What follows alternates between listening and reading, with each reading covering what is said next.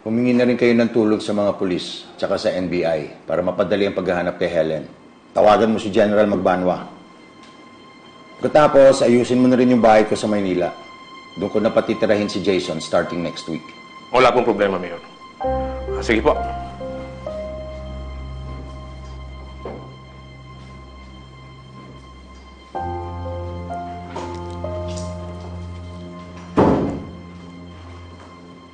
Tama ba yung narinig ko?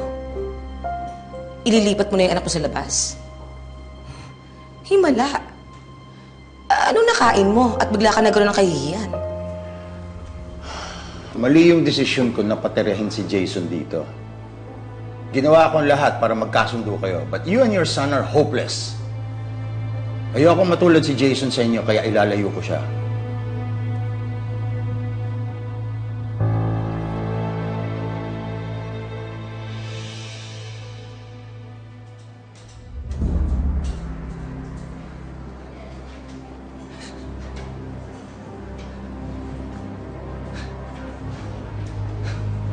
Anong ginagawa mo dito?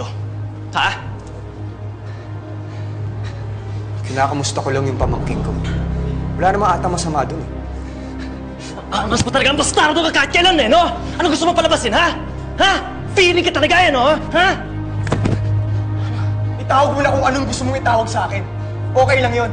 Sira ulo ka, ha? Mas okay na yun sa akin! Ano problema mo, ha?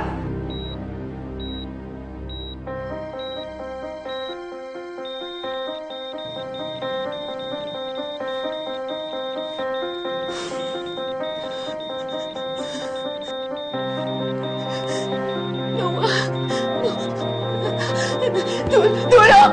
Tulong!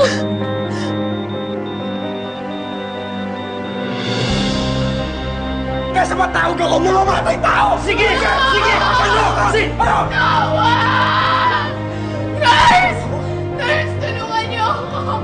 Nurse, tulungan niyo ako! Tumawag kayo ng doktor! Tulungan niyo ang anak ko! Sige po, tulungan na po namin. Ano ba kayo? Wala ba kayo natawin? Ano nangyari? Tulungan niyo ang anak ko!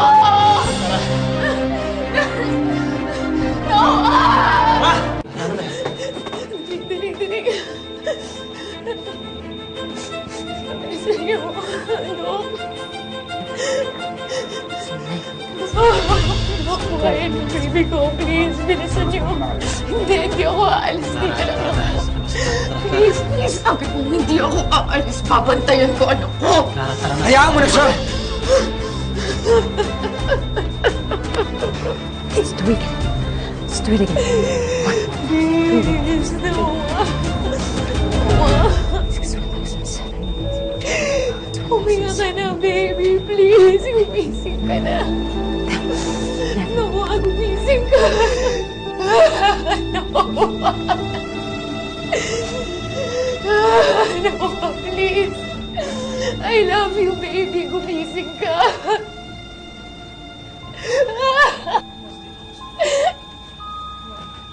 Ba't ang tagal?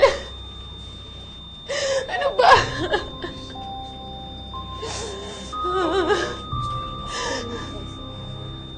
Ano ginagawa niyo? Ba't kayo tumigil? Ano ginagawa niyo? Sorry, Mrs. Aguirre. Sorry? Anong sorry? Buhayan mo anak ko! Buhayan mo anak ko!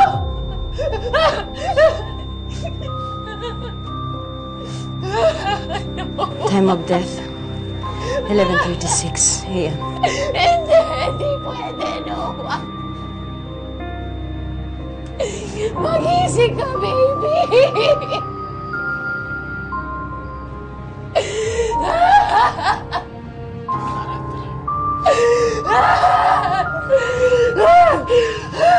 Ikaw!